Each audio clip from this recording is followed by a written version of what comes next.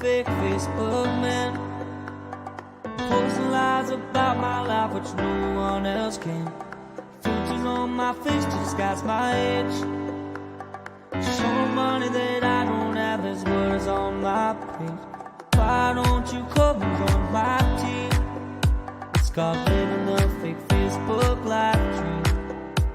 If they post a pic of me deeply, but it's pizza and burgers for dinner, you know what I mean. A snapshot of vacations that I got no money to take. Send you one of my sports cars, you know that it's a fake. Got my love loaded up with things that aren't even true. Pretending on Facebook is my thing to do.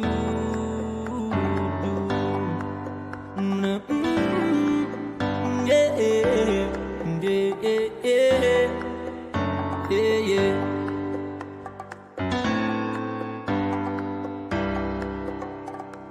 2,000 friends, which I've never done met. A pic of my lunch is what you gonna get. I had a post of your baby, say it's one darn cute kid. But I lied, cause it's ugly, that's called an online fib. I talk about success in my job and the pending promotion, but in reality it's a psych, cause I got a demotion. Only the fake Facebook man, posting lies about my life which no one else can. Filters on my face to disguise my age, showing money that I don't have. There's words on my page. Why don't you come and join my team? It's called living the fake Facebook live dream. You block me on Facebook without a judge, jury, or trial. I'll be creeping you the next day with a shiny new profile. See a pic of my family? Yeah, we're having a good time. Well, the joke's on you. We have not talked in 8 months or 9. I'll tell you about the weather and the stuff you don't need to know. I'll fake a good illness so the sympathy will grow.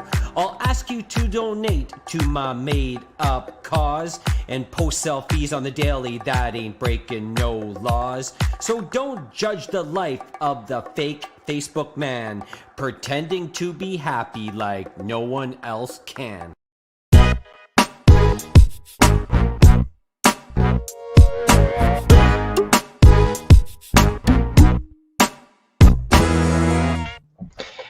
Check out all these sponsors tonight, Kinsman. They're all over the place. They are. You're running out of room over there. Yeah, that's right. Like, if you get me any more sponsors, there's going to be no more room for my head. It's going to be like KINZ and the sponsors live. Is this your evil plan or what? I think so. That's a good sign, right? Sponsors keep us flowing. KINZ and KLOMP live. If we didn't have the sponsors, we would not be here doing what we do. So we got to thank our sponsors before we dive into tonight's big show. Big thanks, first of all, to Timmins RV. They buy, sell, service RVs. Family-owned company, offers a large selection of RVs, and they've actually got their Get S'more event on now. $1,000 cash back. Don't pay for 6 months. And the best part is they've got the biggest lot of RVs right here in the city. TimminsRV.com. You can select your brand new or gently used RV today. Check out this transition, Kinsman. Before you get camping, you want to talk about your camping plans and get all set. You go down with your friends to the Surge. You like that transition there? I love the Surge, and I love them even more knowing that that's going to be our new home for how many months, Jamie? 12 months, and we're ready to start that clock. But, COVID keeps pushing us back. But hopefully in May, 12 months, live shows, stream shows, and a lot of good time. So looking forward to, what do you call it? Tiptoeing into the Surge? We're going to be tiptoeing through the tulips into the Surge. Yes, it's going to be a great time. And again, best sports club in the city, Sports Lounge. Kim and the staff of the Surge, they're now a part of our family at KINZ and KLOMP Live. Also want to say a big thanks to Elite Geeks tonight. Chad Dubinow, specializing in repairs of all electronics, phones, buy and sell, trade games. He's got over 7,000 video games, by the way. Folks, if you're looking to rent a game, he also does that. They also host, and Chad hosts Retrocade. He's got virtual reality and a party room for when COVID gets, allows us to get people back in to Elite Geeks. You can rent his party room for birthdays. That's right. So for my birthday, you're going to bring me there or what? Yeah, I'll bring you there. Come on, I like a big deal out of my birthday. Okay, PADS Canine Protection and Detection Services. We all know Martin Peel in our community by now. You know, he'll protect your business. He'll sniff out the drugs. He may let you play with the dogs on their off time. But we love Martin Peel. Big leader. He's really stepped up right now, especially with this current lockdown or stay-at-home order, whatever they're calling it now, Kinsman. And, you know, remember about a week and a half ago, we gave away $1,000 to 3 businesses. So $3,000, amazing. And it all started with Mr. Martin Peel. Okay, but all right, there's more to talk about here, Kinsman, because Chris LaMarche has stepped up. He was just on our show, and we are going to be submitting a refresh post, and he's going to be giving away $1,000 to another business in need. So me like you that. Pretty darn cool. Again, that draw is going to happen, I do believe, next Thursday night. And again, the winning ball and ballot going to be picked by Sniper from PADS Canine and Detection and Protection Services. Also want to welcome tonight one of our newest sponsors, Eric from Villeneuve Engineering. So thanks to Eric joining our forces and the KINZ and KLOMP Live family. Eric proceeds full detailed structural engineering anywhere located in Canada for industrial mining, metals, pulp, paper, power distribution, commercial sectors. And you can call Eric today because he's right here from Timmins, 705-221-3991 to book an appointment with Eric and Villeneuve Engineering, now a part of the KINZ and KLOMP Live family. I love it. Do you think he'll send us a Christmas card now that he's part of the KINZ and KLOMP family? I think we should be sending him a Christmas card. Well, I think that's how that works, right? Maybe he can design our studios, right? Maybe something behind my background here.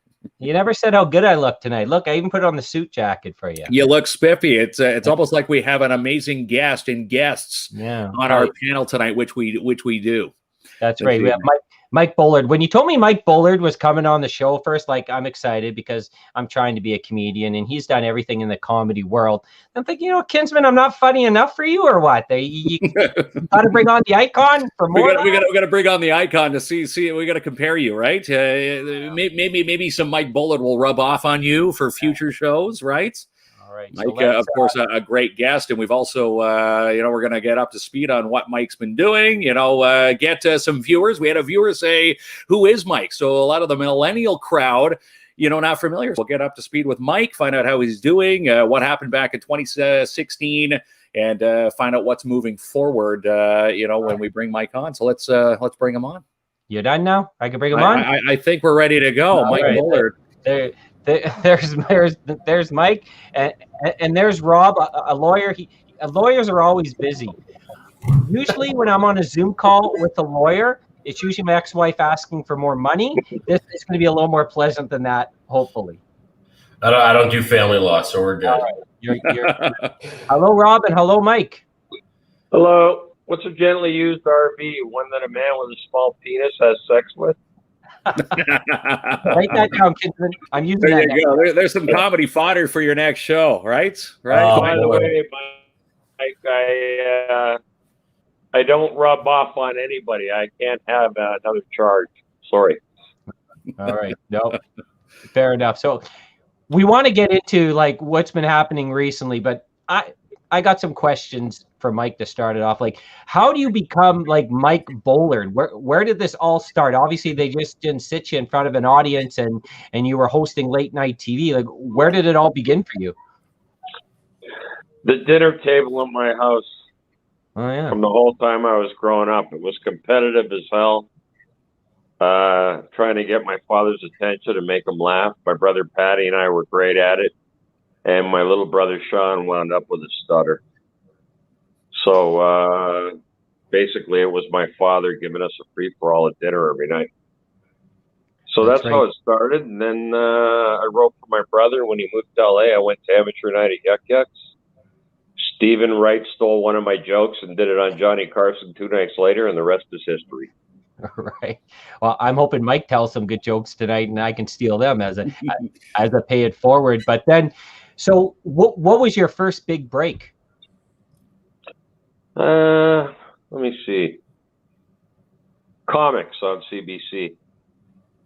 when they had comics. It was about 25 years ago. They used to do those comedy specials. Yeah. So when I got that, that was probably my first big break, and I didn't do any material. I improv the whole thing, and that kind of put me on the map. And I sucked the CBC. They wanted us to do B-roll for 15 minutes where you did a sketch or something. Mm-hmm. So I had CBC build me a talk show set, and I interviewed the guy from Quirks and Quarks and Knowlton Nash, the retired CBC news anchor. So I basically did a pilot for a talk show, and they paid for it. So it was a pretty smart move on my part. Yeah. And then that evolved into, your the TV shows, Open Mic with Mike Bullard. You've been on basically all the TV networks, CFRB. You've done podcasts. You've been everywhere, but your most successful probably Open Mic with Mike Bullard. This was the one where you had, you had ratings at one point, national ratings that beat Jay Leno and David Letterman in, they couldn't even come close to you in the ratings of that in your peak and your prime back in the day. Yeah, but okay, there's two key words missing there, Mike. In Canada. Mm-hmm. You know what I mean? It's like when you get all excited, you're going to see a TV show called Master Chef, and then they bring in that bad word, Canada.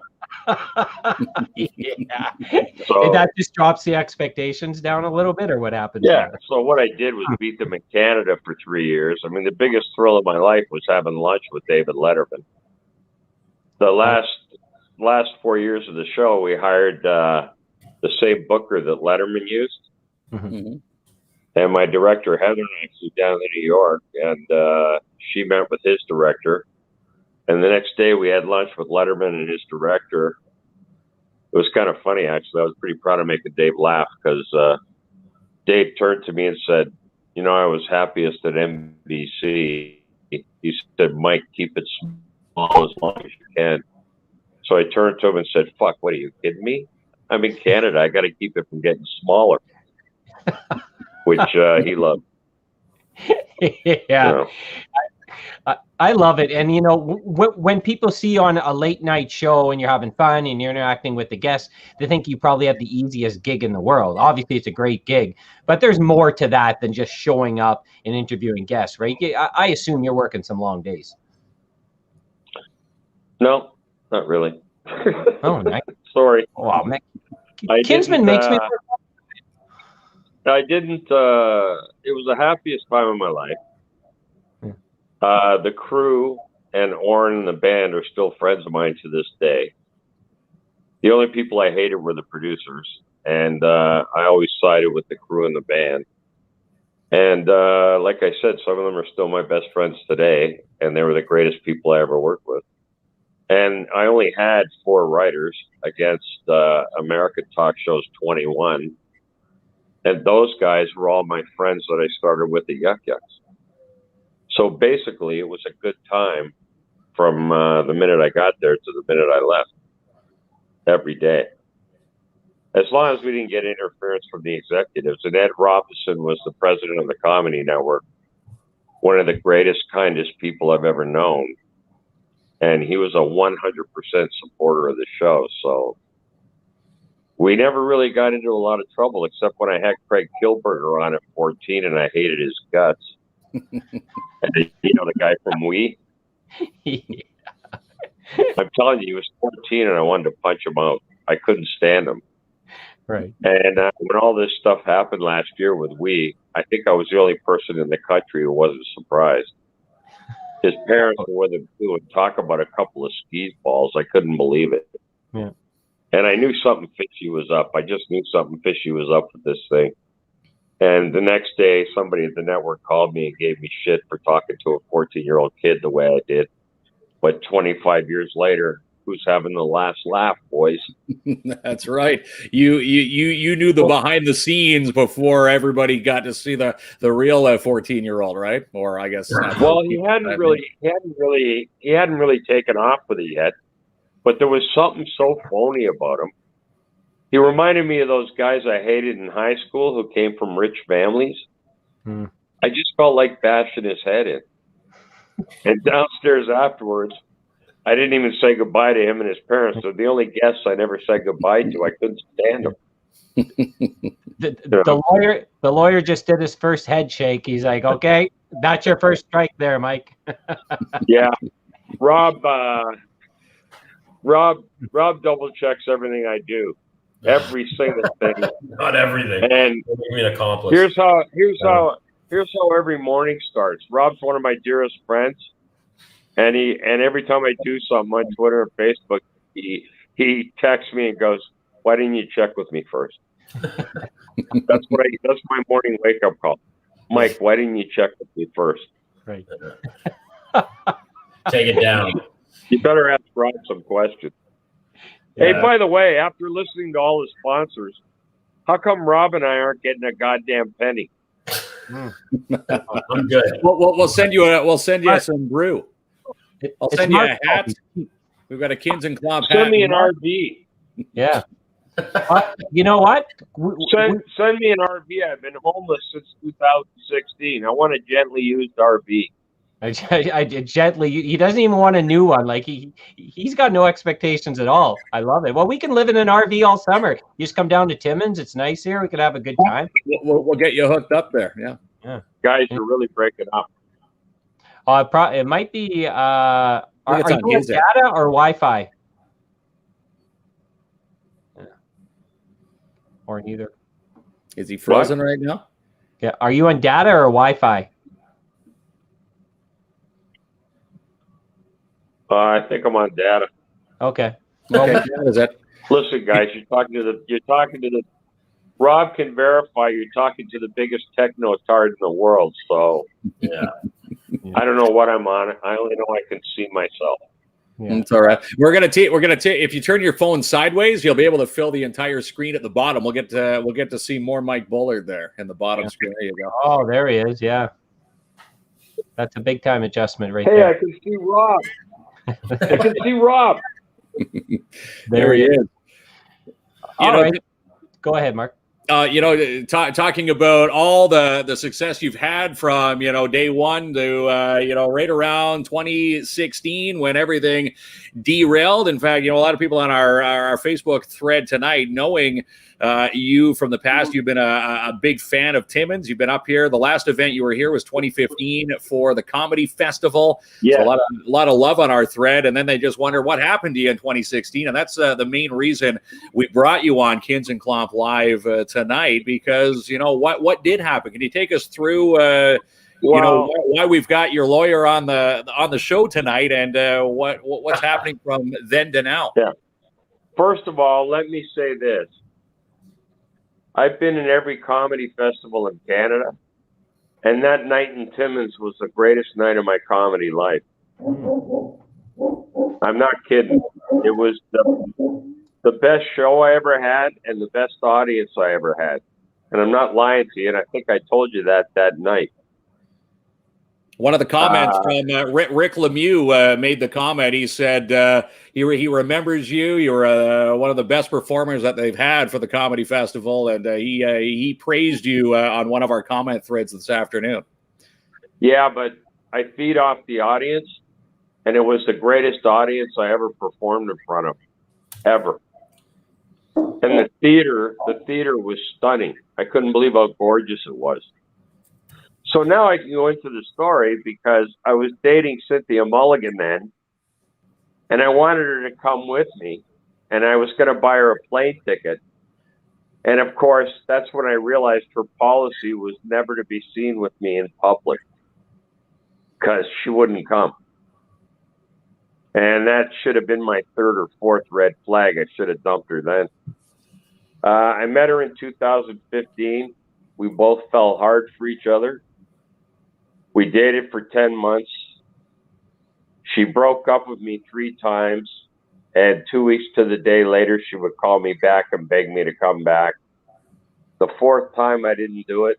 I was seeing somebody else, and she said, well, I'm really angry about it. I'm going to get you for this, and she did. Do I hate her? No. I pity her for reasons I will never divulge for the rest of my life. But it led to the most heinous charges I've ever faced. I've never been arrested in my life. I used to be a cop, and any woman I ever worked with, including the ones at News Talk 1010, will tell you that I was the guy they chose to walk them to their car at night. And I was a consummate gentleman my entire life. So I was accused of making these phone calls to her, these obscene phone calls. And the problem she had was she's one of the people who just kept dumping on Rob Ford after he got cancer. And Ford Nation hated her guts. Disgusting. And while I was dating her, people were making obscene phone calls to her and sending her hate mail. And the Jamaican community loved Rob. Look at Rob rubbing his forehead already. He's already sweating. I'm not even in the middle of the story. So true, actually. The sad part of it is that Mike and I have been through this story a number of times, and much, if not all, of what he's saying is backed up by court documents and court transcripts, right? So I wish it weren't true, and so does Mike. But this is what actually happened to him, and it's going to get uglier. Trust me. So the fourth time when I wouldn't come back, I met her in the beaches to get my motorcycle helmet off her. I bought her a $300 motorcycle helmet. It's the only thing I wanted back. And then we go down to the beach, and she starts acting weird again and says to me, I need a hug. I said, what? She said, I need a hug. I said, what, are you kidding me? I said, I need a normal relationship. I said, I can't take this shit anymore. So I got on my bike and I left. And next day, the police called me and said, don't ever contact her again. And I said to the cop, is this some kind of joke? I said, why don't you call her and tell her to stop contacting me?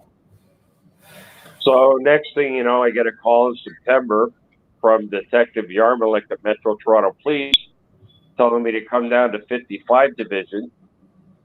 Two cops come out of the front of the station when I park my bike, make a big show of throwing me around and cuffing me, and take me into the station. And I'm in the cell for 5 hours. And then he finally calls me upstairs and he says, we have video of you making an obscene phone call to Cynthia Mulligan. I said, great. Why don't you take the cuffs off? I'll go to the store and get some Orville Redenbachers and we'll watch it together. And then they said, well, we don't have it on us right now. He said, what? He said, we don't have it on us right now. I said, wow, you guys are really crack investigators. So, as an aside, when the police say something like that to you, not good. Huh? But as an aside, when the police make that sort of admission, not good. Just not good. And if we don't have it now, that's pretty suspect. And we just we lost Mike.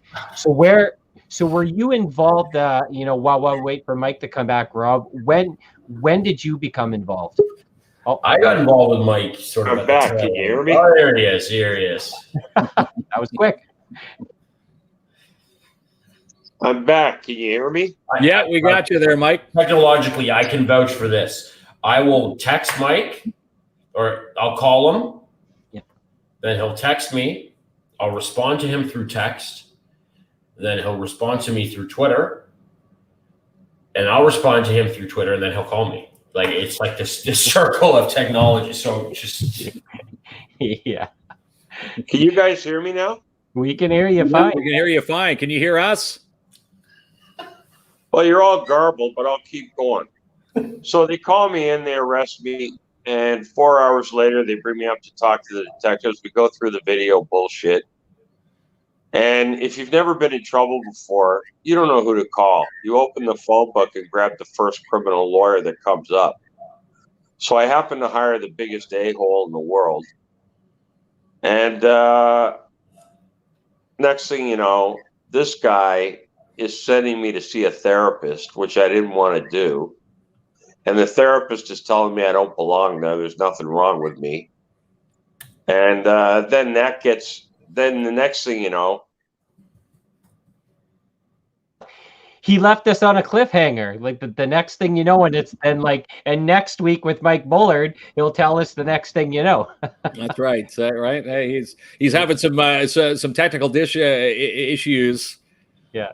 He's down probably there, trying to but, turn his phone up, and he hits the end button. But once again, we call to Rob to say today. Oh wait, Mike's there's back. Mike Rob. back again. You might not have to give us a sentence. He's back. Don't touch Can it. you hear me? The phone. We can hear you now. Just don't touch anything now. We should be good. You know what, guys? This is why I believe in conference calls. Who the hell's got to see my head?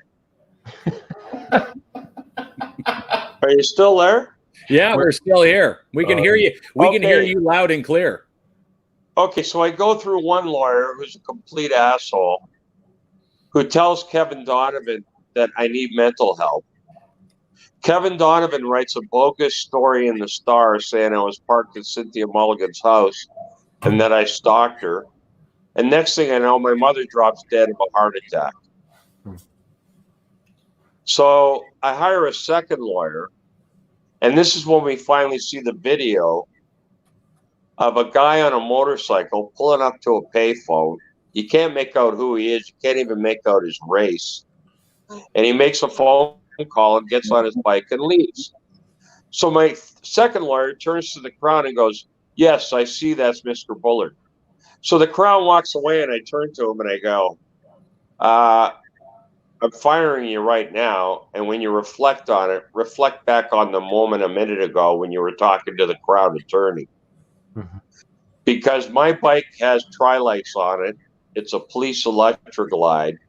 And this bike had a single headlight. And you couldn't make out a thing. And like I said, Donovan's story killed my mother. They have since printed a retraction. And they buried it on page 3000. And right now I'm dealing with the Toronto Star, who are investigating Kevin Donovan. And I'm going to say it, and I don't care what Rob says. He's the biggest scumbag on the face of the earth. How he got a reputation as an investigative reporter is beyond me. And while my case was ongoing, Megan Scott, the Crown attorney, became friends with Cynthia Mulligan and that other idiot, Avery Haynes, and they were partying together on set. And on next week with Mike Bullard again. Leaving us on the cliffhanger, but what quite the story. Yeah, and so once again, Rob, are you involved at this time? Like no, at this time he still has other legal representation. I haven't met Mike at this point. Okay. You know, and I met Mike first when he was in a bail estrangement court. And estrangement court is, as I explained to you gentlemen when we weren't on the air, estrangement court's used for people who have breached their bail and the Crown is making them come and pay the value of the bail. And it's normally, in my experience as a defense lawyer, it's normally only really used for people who actively evade justice, or their sureties, if they have a surety, helps them actively evade justice, or they're a known member of a criminal organization. And the first time I met Mike was in bail estrangement court in Toronto in the Superior Court. And I kind of went, "You're neither of what I just described. I mean, why are you here?" And then I saw who the prosecutor was, and I said, "That makes sense. That's why you're here." And it just seemed to be. And then, you know, so I sat down with Mike and I heard his story, and I kind of realized that there was, you know, this. At first, I called BS on the whole thing. It wouldn't be the first time a client's lied to me, right? Like that's sort of comes with the territory of being a defense lawyer. People will, you know, if they're caught up in a situation, will try and make themselves look and seem better than they are. And that's understandable, right? There's a lot of guilt and shame and so on and so forth. But, oh, here we go. Yeah. Got his glasses on. We almost got through a full Rob story. Yeah, almost. We'll get the next sentence from you, Rob, shortly, but we have Mike back. He has glasses on this time. Hey, can somebody have me in now? You're supposed to have me in. You're in here now. Okay, am I back? You're back. Okay, so I don't know what happened while I was gone, but at any rate, she charged me with everything under the sun. Pam Seidel, who works with Cynthia Mulligan at City News, whose marriage I saved for other reasons I won't divulge. I worked with her husband, Dave Eddy, at News Talk 1010. By this time, I got fired. Anyway, by the time we finally got to pre-trial, Pam Seidel came in and perjured herself on the stand because she was blackmailed by Cynthia Mulligan. And I'm looking at obstruction of justice, you name it. And if I get convicted of obstruction of justice, I'm going to jail for 2 years. Meanwhile, while there's a break in my trial, I go to another courtroom and I watch a guy who kicked in his girlfriend's front door and knocked out her front teeth get a fucking peace bond. A peace bond. And my whole life's been ruined. You know, I've lost my job. I've lost my life savings. And if Rob hadn't come in when he did, I would have gone to prison. So you're on, you know, like you said, you lost your jobs, and you're working some pretty good like gigs at the time, you know, well known. So what happens? Like, do they terminate you immediately, or do they do some sort of their own investigation and then let you go? You're breaking up, so I hope Rob's going to answer that question. Yeah. So basically, what my understanding is, you want to know sort of, you know, again, as I said to Mike, this was a perfect storm, right? Like, so at this time, you had sort of the Gian Gomeshi thing where the Crown had lost the case, and that was huge. That was seen as a big loss, right? And at the same time, you now have this Me Too movement going on. And so they didn't get Gomeshi. So it was kind of like this, let's get Bullard. No screw ups this time. You know, I came in kind of after the fact, right at the end. And, you know, when Mike sort of told me what went on, I realized, like, at first I said, I need to fact check this, right? And so I ended up ordering all the transcripts from the court proceedings, which weren't cheap, but whatever. And nothing in the criminal justice system is cheap, but, you know, so ordered all the transcripts. And, you know, I started to see that there was like this level of vitriol and a concerted effort by the Office of the Crown Attorney in Toronto to really go after and make an example of Mike. You know, and it was so basically, and this is one of the major problems with Me Too. And I defend wrongfully accused people generally. That's what I do. Take some cases here and there that maybe are outside that wheelhouse, but I would say 90% of my practice is, unfortunately, men who have been wrongfully accused of either domestic violence or sexual assault in the Me Too era. You know, and all it takes is for you know, and I explained this to Mr. Kinsman prior.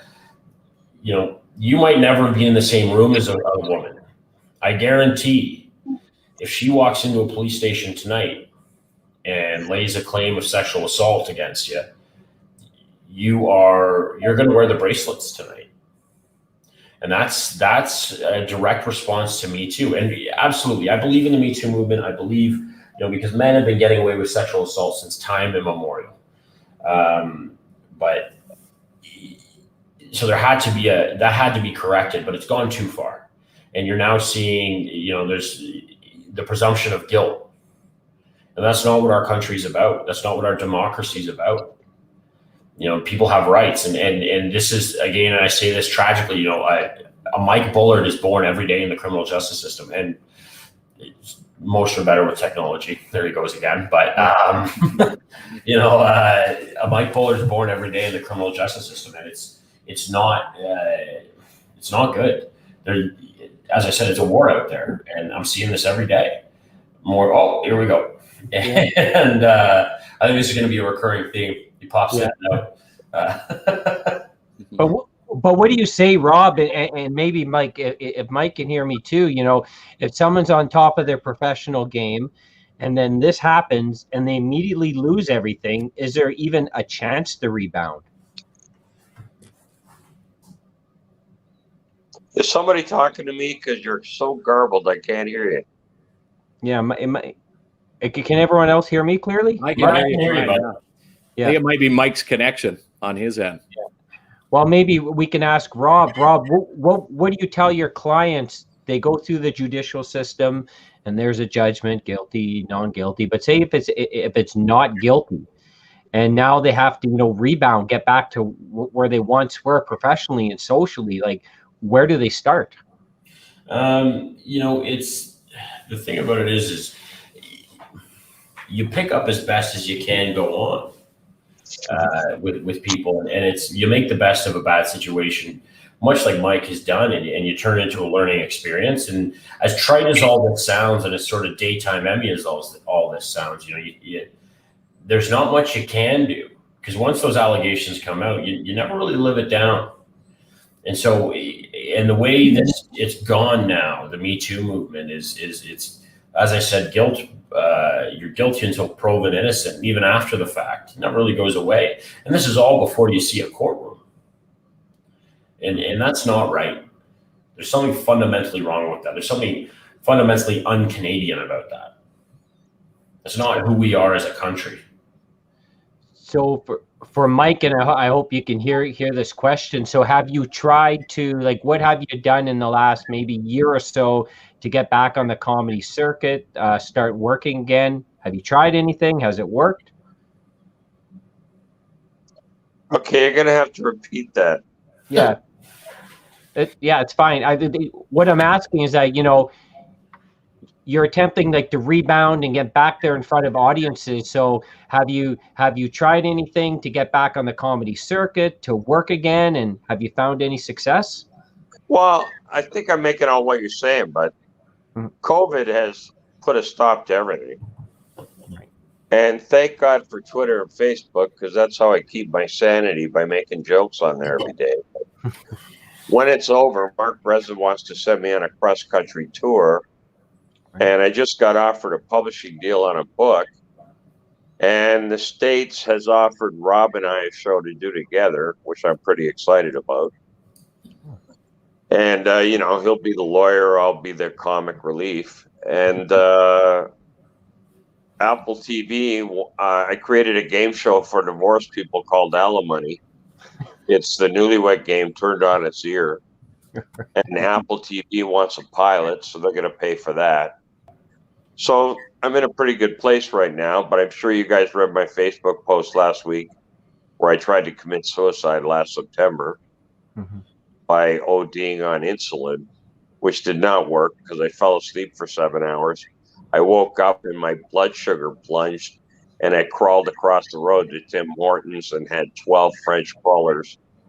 And all of a sudden I felt like $1 million. So I couldn't even do suicide right. But go ahead.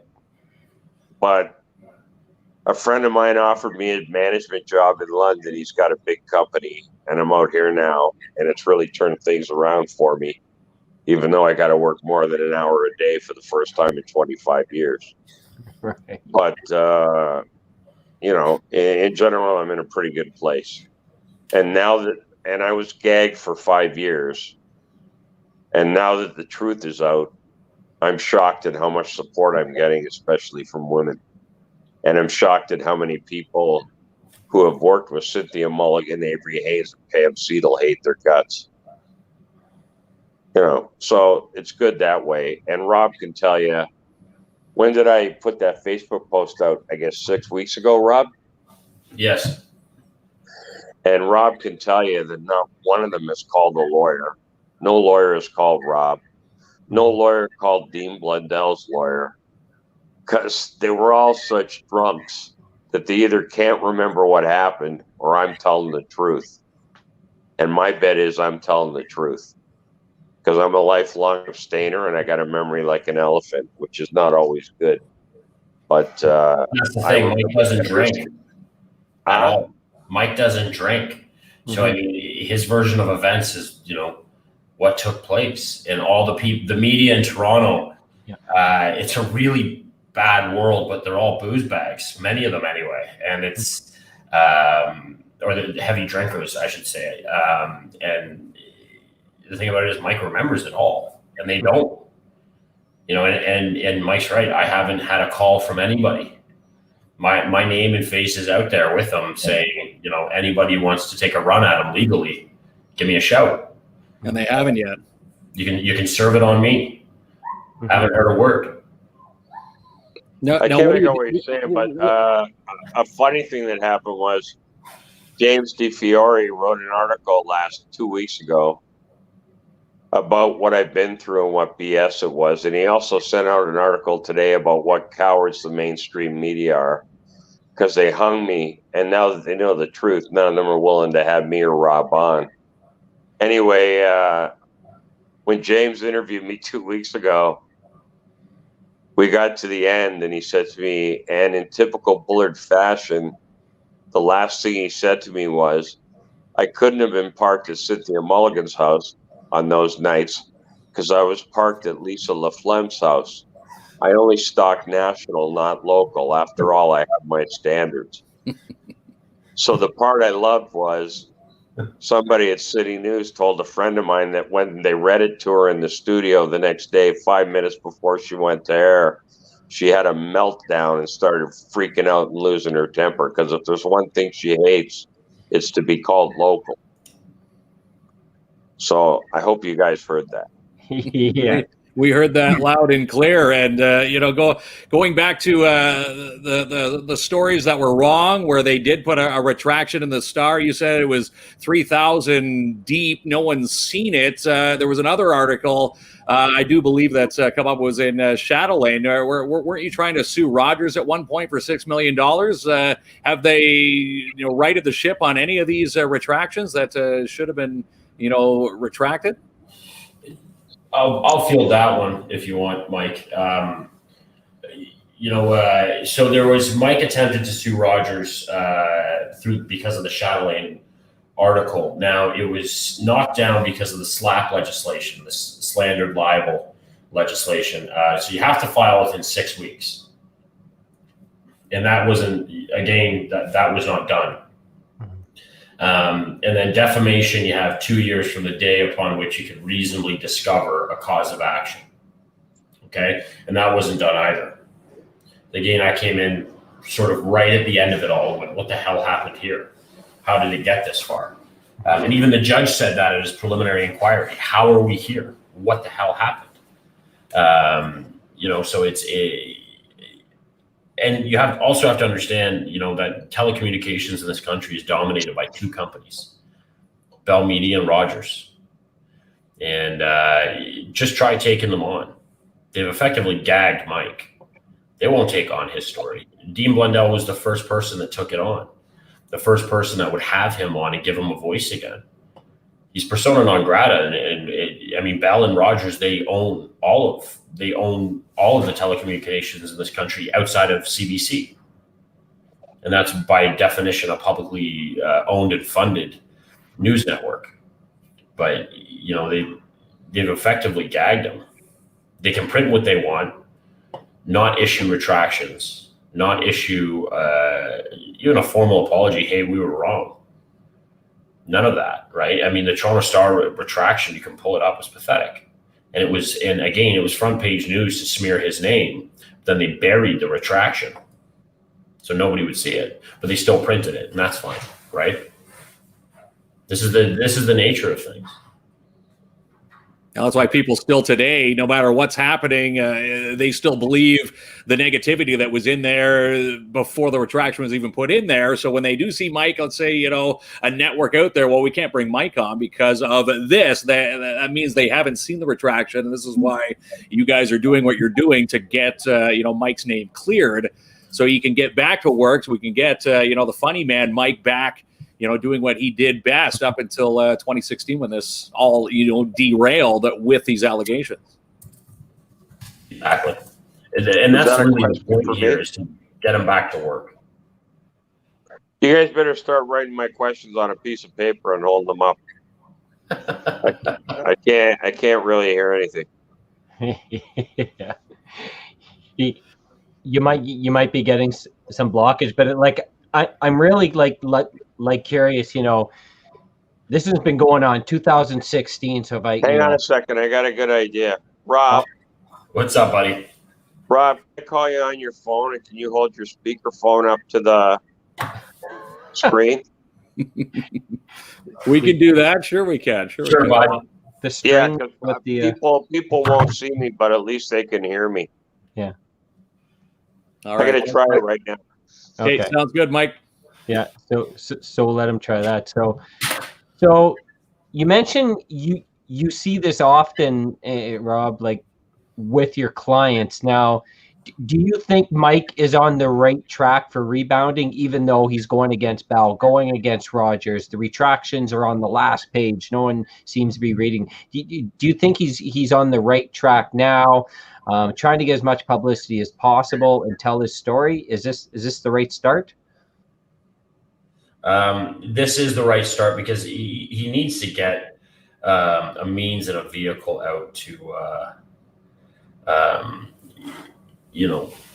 he needs the means to get his voice heard, his side of the story heard, because the really insidious thing here is that from the moment he was just gagged. Yeah, I'm here, buddy.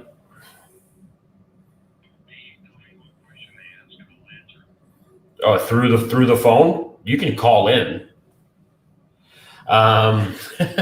So sure. Maybe put him on speaker.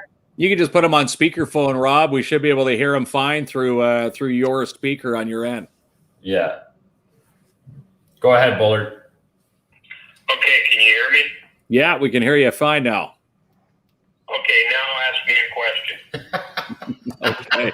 Well, I have one. It's Jamie Klomp. I have my hands up. You can't see me, but the question I have, obviously there's no communication with Cynthia, but if she was on the show right now, or you were to pass her, like, what would you tell her?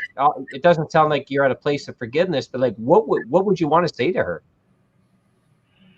I would say, I hope you're happy that you allowed Donovan's lie to sit in the paper for 2 years, because basically it means she's a liar. She knew it wasn't true. She didn't even phone the cops to say that I was parked in front of her house. And she let that lie sit in the paper for 2 years. But the second thing I would say to her is, please go and get help before you ruin another man's life. And that's about it. I got to be honest with you, boys. I've come to terms with the fact that the reason she was with me is because I was a designated driver in a gray Glade. Are you still there? Yeah, they're here. Yeah. We're still here. Yeah. I'm trying to do my best to get a podcast canceled by the government. Yeah. But, it took me a long time to come to terms with that, because I was madly in love with a person who doesn't exist. Right. And I know she didn't love me. She just liked the sex, and she liked having a guy who'd be dry burner idiot friend zone. And by the way, here's another thing. People watch the news and they have their favorite reporters and they think they know them. They don't. I'm the same guy off the air that I am on, but these people are teleprompter Timmy and Tammys. You know what I mean? So when they do a heartfelt story, the audience thinks, oh my God, they have such big hearts. But I'll never forget going to a bar with her on a Saturday night with her buddies who she worked with. And one of them had done a heartfelt story on a family that had been through a tragedy that day. And she's sitting at the table going, oh my God, I couldn't wait to get out of the effing room. I was so sick of them after an hour. And I was disgusted. Or disgusted that they know them. They don't. And, Avery Haynes screwed up her son when he reached puberty. She calls him mancock to his face, and she thinks it's funny. And we were in a bar one night, and she was telling everybody, thinking it was hilarious. And I finally stood up and said to Cynthia, you can come with me right now or not, but I'm leaving. And I turned to her and I said, I think you're the worst mother I ever met in my life. And when we got in the car, Cynthia was mad at me. I said, you know, when your daughters reach puberty, did you ever call them woman blank?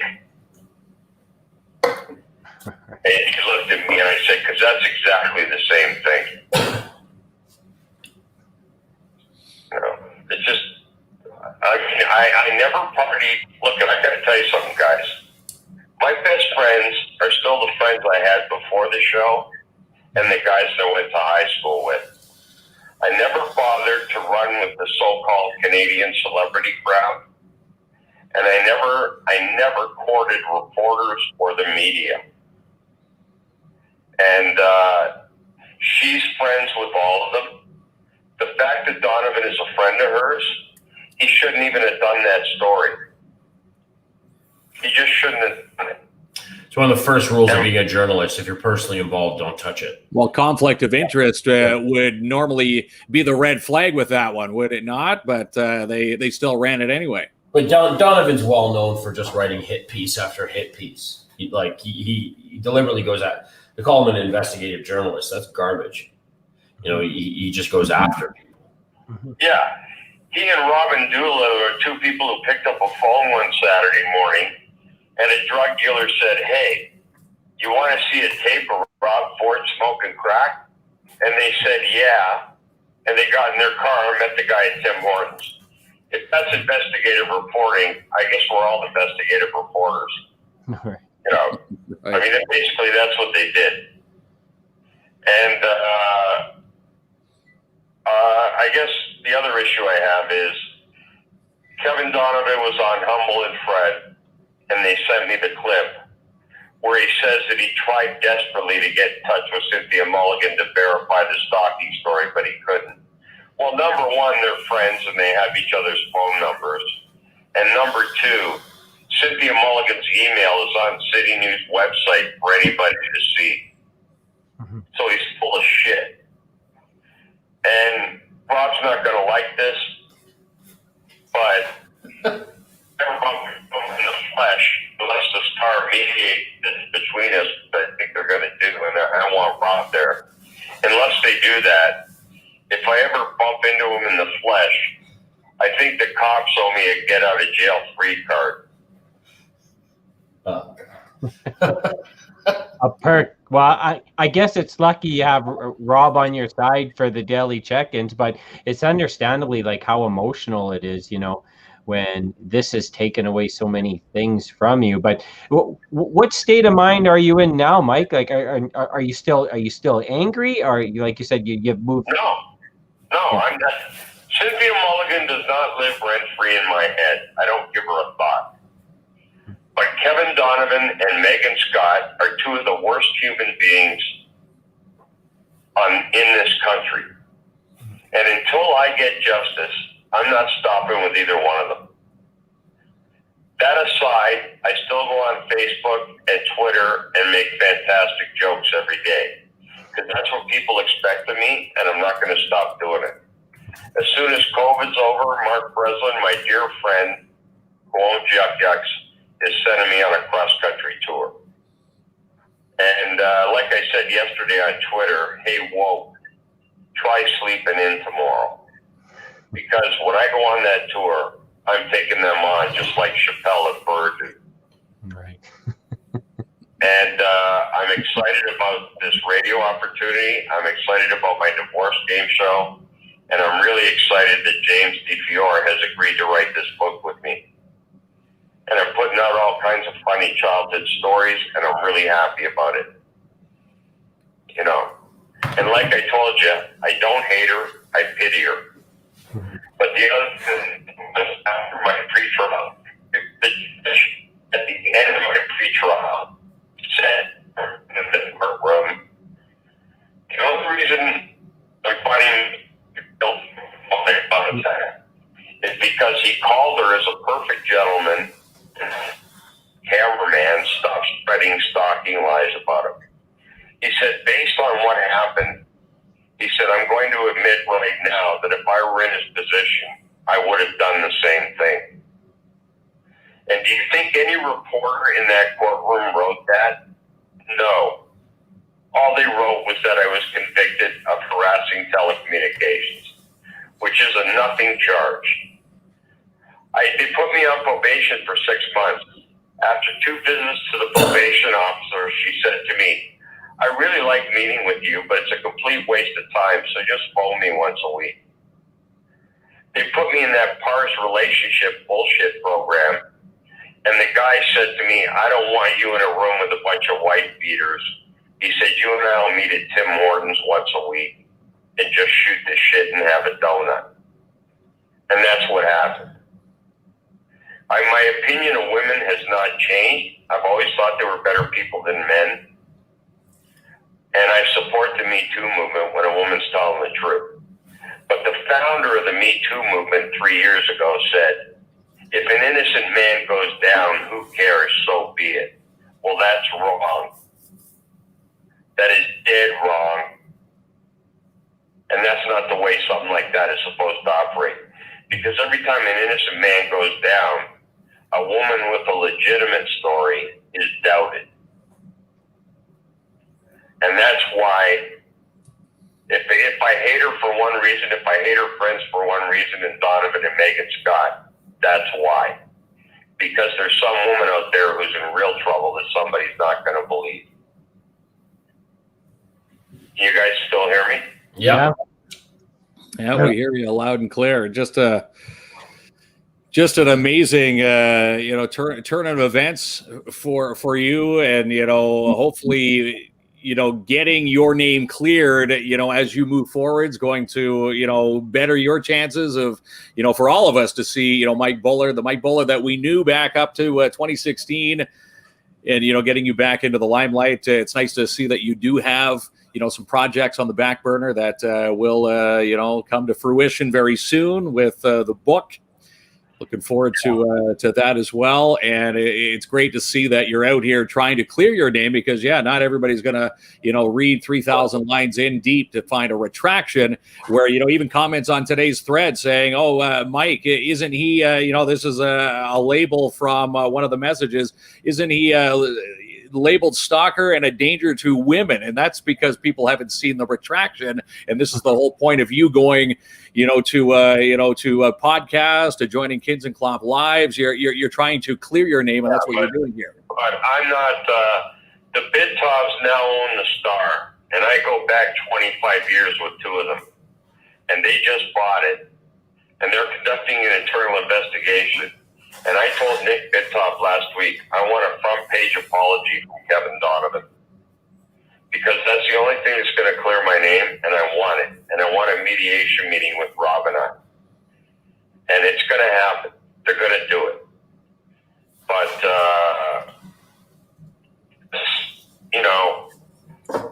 the main thing to me is that when I put out that suicide post, 5 people contacted me.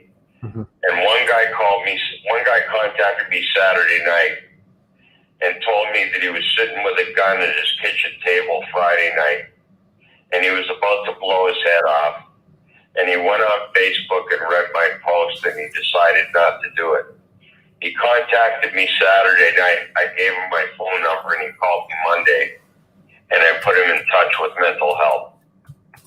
To me, that's the only reason I put that out there.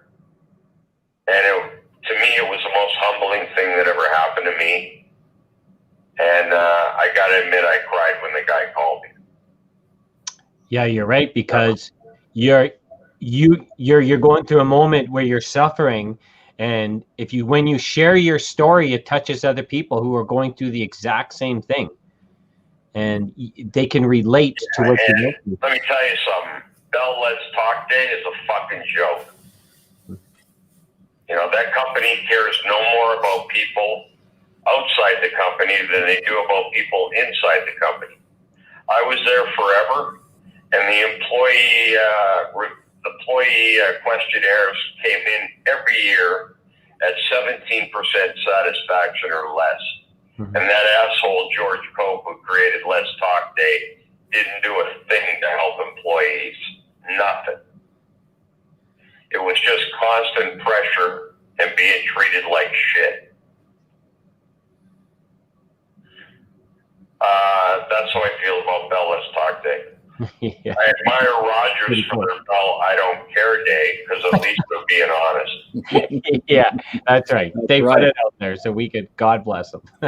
Well, it's funny you're saying that, the Bell Let's Talk Day, and then they go and lay off 200 people the following day after that, right? Yeah. Like, you're talking about mental health, and then there's 200 people. Friends of mine. A lot of those people were friends of mine, and I have nothing but respect for Dave Agar. When he retired, they named the newsroom after him, and the next day he called 1010 and demanded that his name be taken off the newsroom. I got nothing but respect for that guy. It was, not just the day after Bell Let's Talk Day. It was also during the middle of a global pandemic when mental health issues are becoming increasingly visible. It just tactless, and that's just the corporate garbage. That's a marketing shtick. Yeah. The whole Bell Let's Talk thing. Yeah. Mm-hmm. And on the pandemic note, tell me why Walmart's open, which is bad for your mental health just to walk into that joint, and movie theaters are closed, which are great for your mental health. Right. That's what bugs me more than that. The other one is barbershops being closed, because I have moles on my head. And I shaved my head on Saturday, and I cut open 2 moles, and I nearly bled out. So Yeah, I'm about that. You need a professional to step in and help you. Them and gyms too. Yeah. I may or may not have received an underground haircut the other day, and I felt like I was buying drugs. I'm not even kidding you. Right? It was ridiculous. It's so funny. There's a meme on Facebook that says, you can go and get your local weed at your the cannabis shop, but you're going into the back alley looking for someone with scissors and a trench coat to cut your hair. It doesn't make sense. Another one that doesn't make sense. We're the only province.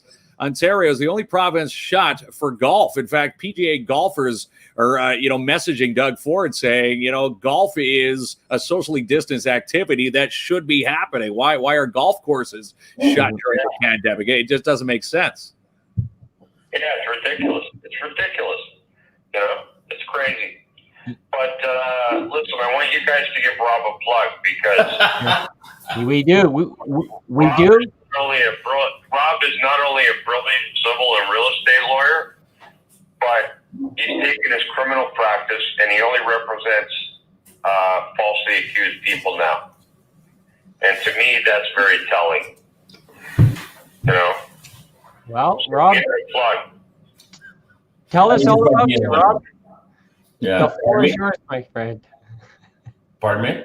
The floor is yours, my friend. Well, thanks for that, Mike. No, I appreciate it. It's, and that's the thing, is that I would say 90% of my practice is, individuals who've been wrongfully accused. And this is the thing, is that right now it's gotten a lot worse since Mike was in the criminal justice system.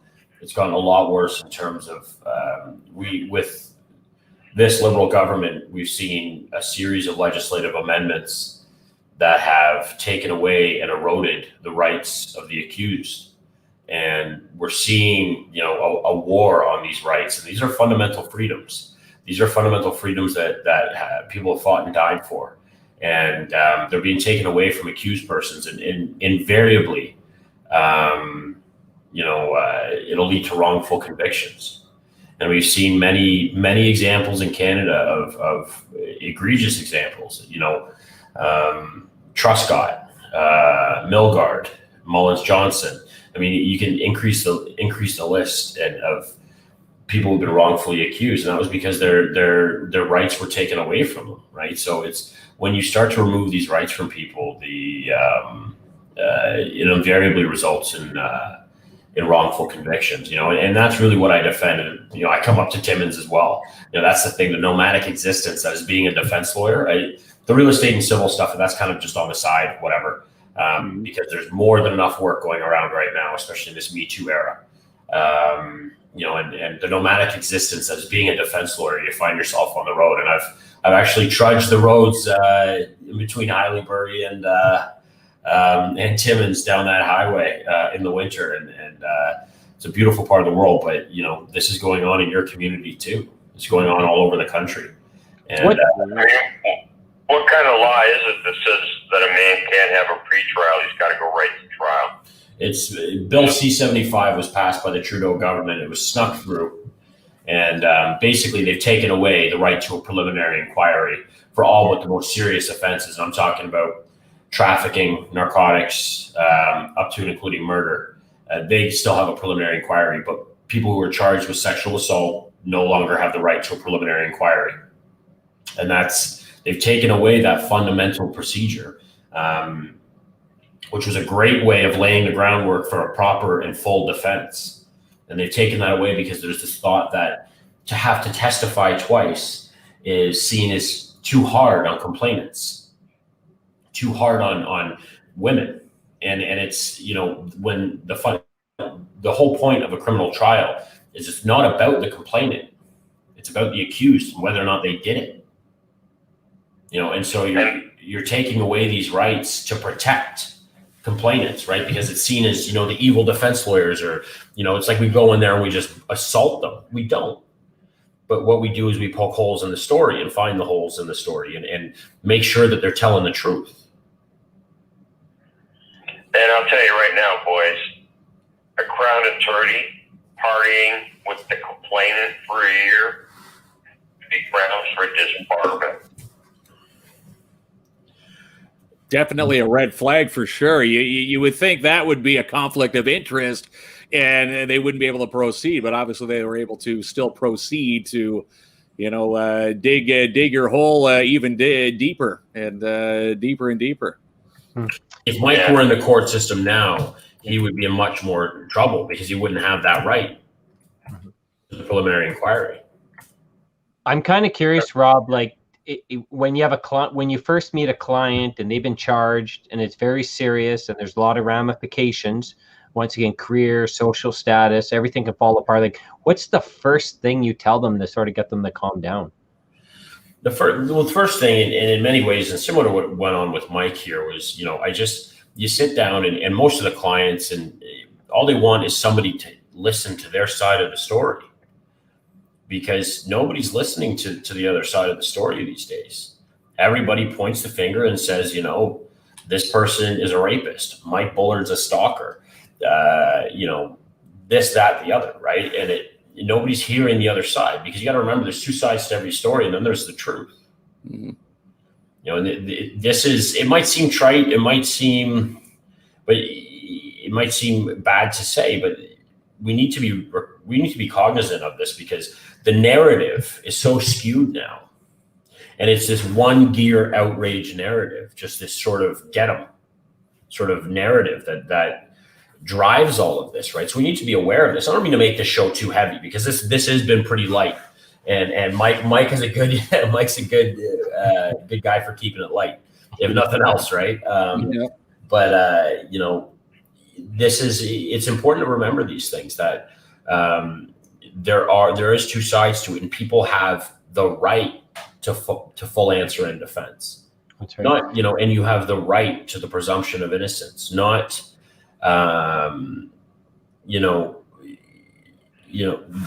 these aren't, it's not kind of sort of maybe thought to be innocent. You're presumed to be innocent. Mm-hmm. I want to get this comment up for Mike. Do you want to read this, Mark? Yeah, I can read that. This is from Carrie Blab, Mike. She says, "Hi, Mike Bullard. My husband and I went to see you in our honeymoon 20 years ago. We won tickets to your show. We called a cab from the hotel. When he showed up, I went to open the door of the cab, and it fell off its hinges on the ground. So funny. The driver was like, I'll fix it. I said, can we just get another cab? He did not want us to. We went back into the hotel and called another cab. It took too long and we missed the show. Sorry we didn't get to see you. Still married today," Carrie says. Yeah. I remember those two empty seats in our room my entire experience. So tell her to go to hell.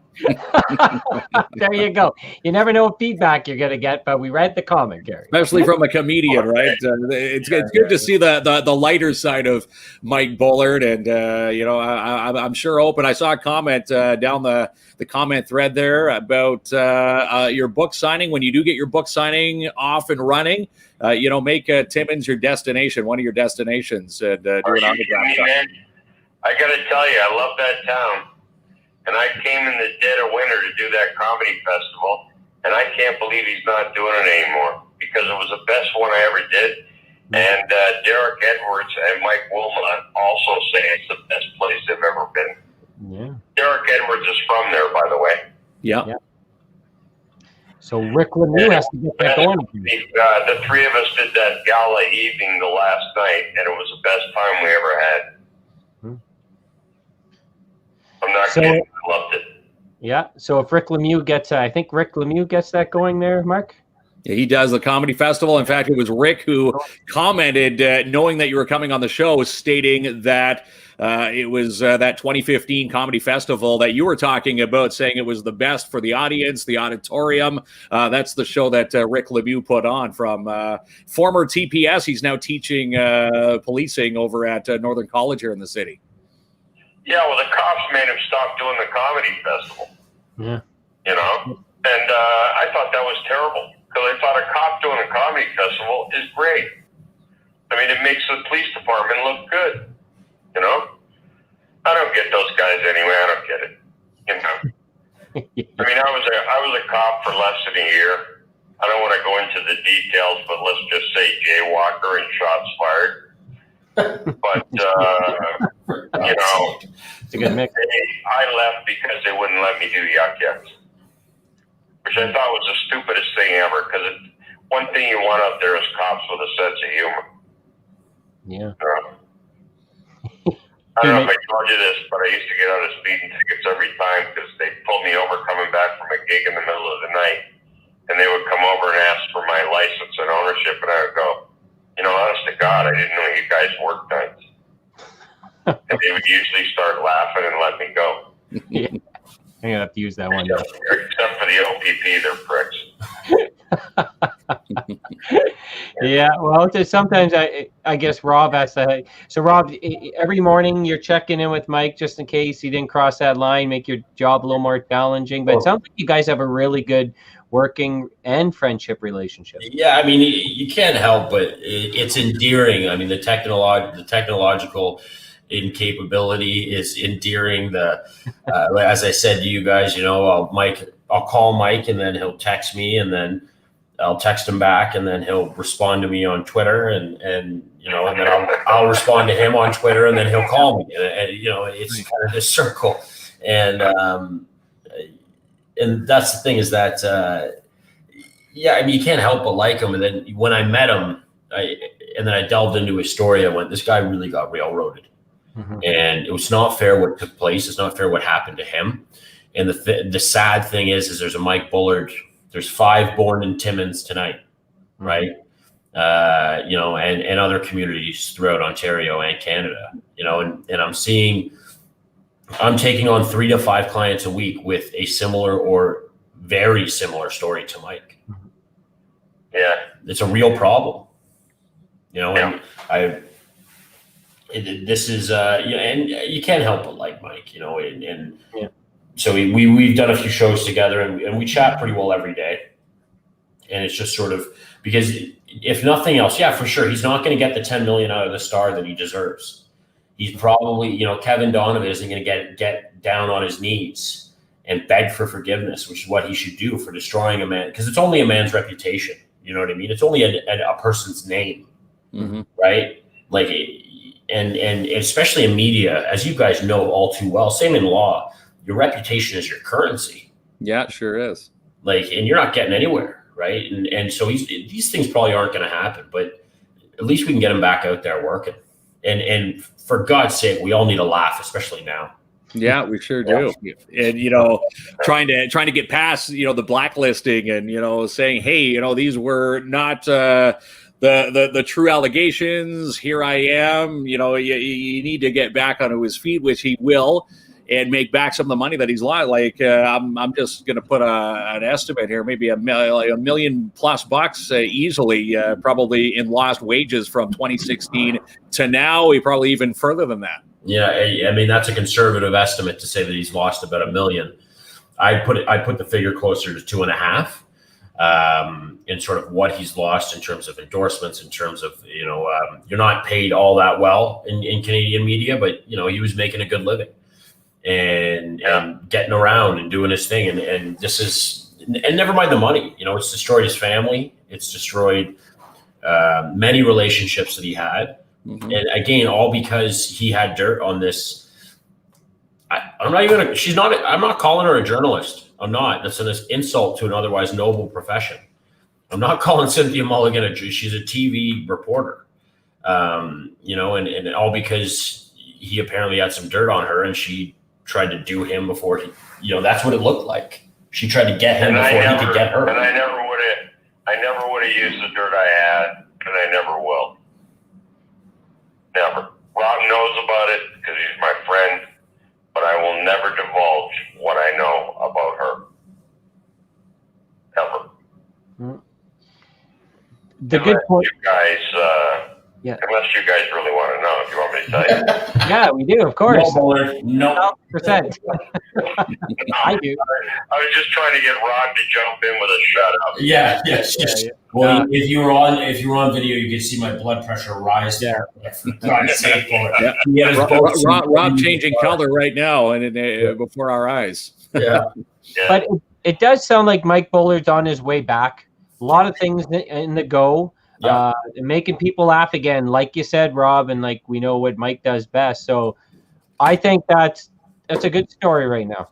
It's a great story, and we both got to thank you for having us on. And I just one plug, if anyone up there, any listener, if you know somebody that's been wrongfully accused, I'm happy to sit and listen to them. That's what I do for a living.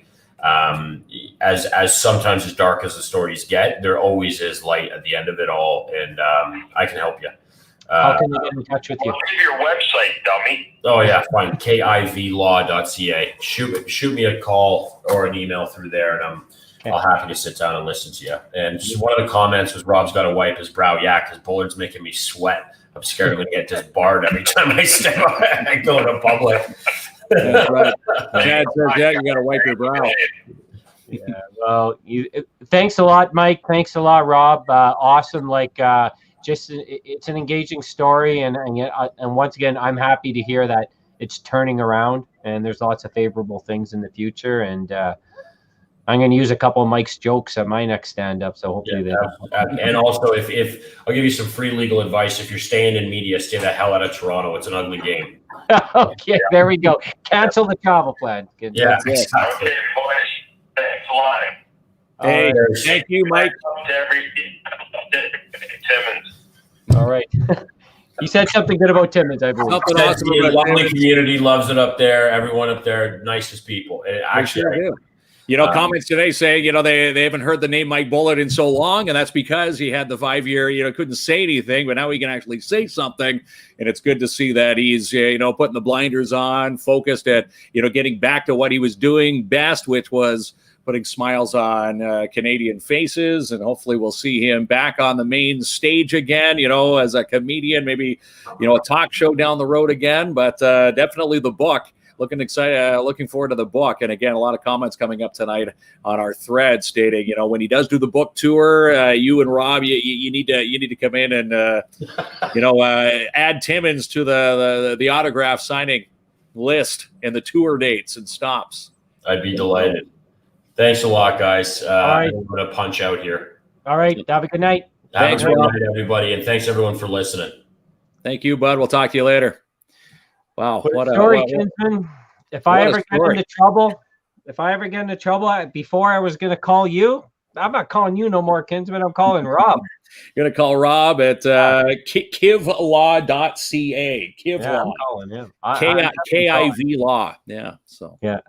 I would like to see Mike come back again. I'm sorry we missed. We had a ton of comments and engagements. We did miss some of those tonight, but it was just. it's quite the story. And you got if you don't know who Mike Bullard is, I know we were talking to Mitch today. He didn't know. You got to go back. This guy's done a lot in the comedic world here, especially in Canada. So awesome. All right. So an hour and 20 minutes, Kinsman. You wore me out, okay? Are we done? We've got time to tee up that draw and the good vibes before we go. The draw, we've got another $1,000 draw coming in, and that's thanks to good old Chris LaMarche at Innovative Audio Performance Mobile.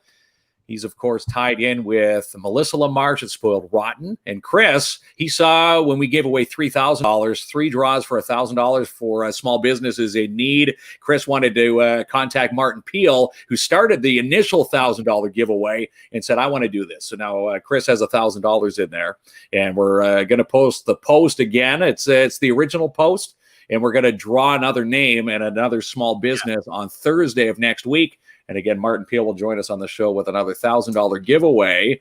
And it's going to be Chris's $1,000. But Martin Peel and Sniper, he's going to pick up the ball like he did the last time. Of course, no Sniper, one wants to see. We're all here to see Sniper, not Peel when it comes to right. We love Martin, but Sniper takes precedence over Peel. And thank you very much, Chris LaMarche. And good vibes, right? So you may have seen this. There's a very colorful post that's pinned to our page. So the general idea is if you or you want to nominate someone who's done a good deed, and it could be anything, helped out a neighbor, bought Mark and Jamie a coffee, I don't know, but cleaned up your yard, helped someone in need, any good deed, no big, no small, anything. And we've had tons of good nominations. Yeah, a lot of them so far. Every Sunday for the next 8 Sundays, and this will be the first one, we're going to draw one of those nominations for a $50 gift certificate to Shop Downtown Timmins. And again, thanks to the Downtown Timmins BIA, those gift certificates, going back into a local business, especially during COVID times. And again, it's those times where we like to give away, and that's what we like to do best here on KINZ and KLOMP Live, is to hook up small businesses who are in need, and of course, in search of great stories like the good vibes. And again, that's all thanks to the cooperators in Sebastian Vermette, who's sponsoring that program for the next 8 Sundays. So kudos to Sebastian and his crew. So let me take the spawn. Let's see, what do we got here?